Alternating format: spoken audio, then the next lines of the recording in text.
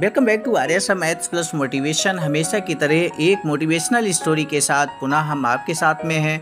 एक बहुत अच्छी कहानी, एक ऐसी कहानी जो अंत तक अगर आप सुनेंगे देखेंगे तो निश्चित रूप से एक बड़ा संदेश लेकर जाएंगे। ऐसी ही कहानी आपकी सेवा में प्रेषित है। आइए देखते हैं क्या कुछ कहानी है।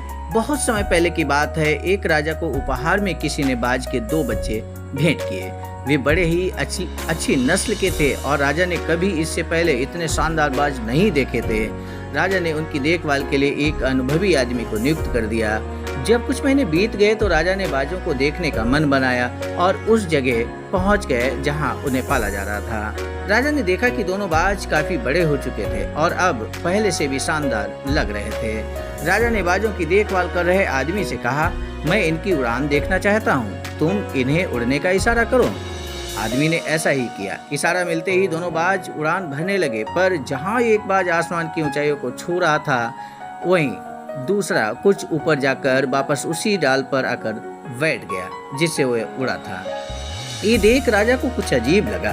क्या बात है, जहाँ एक बाज इतनी अच्छी उड़ान भर रहा है वहीं ये दूसरा बाज उड़ना ही नहीं चाह रहा है। राजा ने सवाल किया, जी हुजूर, इस बाज के साथ शुरू से यही समस्या है, वो इस डाल को छोड़ता ही नहीं। राजा को दोनों ही बाज प्रिय थे और वो अपने दूसरे बाज को भी उसी तरह उड़ना देखना चाहते थे। अगले दिन पूरे राज्य में ऐलान करा दिया गया कि जो व्यक्ति इस बाज को ऊंचा उड़ाने में कामयाब होगा उसे ढेरों इनाम दिया जाएगा। फिर क्या था, एक से एक विद्वान आए और बाज को उड़ाने का प्रयास करने लगे, पर हफ्तों बीत जाने के बाद भी बाज का वही हाल था। वो थोड़ा सा उड़ता और वापस डाल पर आकर बैठ जाता। फिर एक दिन कुछ अनोखा हुआ। राजा ने देखा कि उसके दोनों बाज आसमान में उड़ रहे हैं। उन्हें अपनी आंखों पर यकीन नहीं हुआ और उन्होंने तुरंत उस व्यक्ति का पता लगाने को कहा जिसने ये कारनामा कर दिखाया था। वह व्यक्ति एक किसान था। अगले दिन वह दरबार में हाजिर हुआ।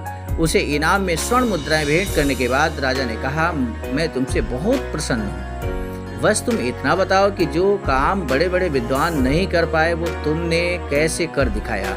मालिक, मैं तो एक साधारण सा किसान हूँ। मैं ज्ञान की ज्यादा बातें नहीं जानता।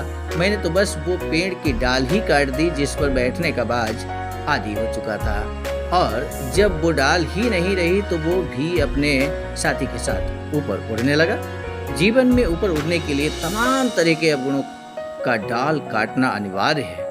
अपनी कमियों या कमजोरियों को दुरुस्त किए बगैर जीवन में ऊंचाई की कल्पना भी बेमानी है।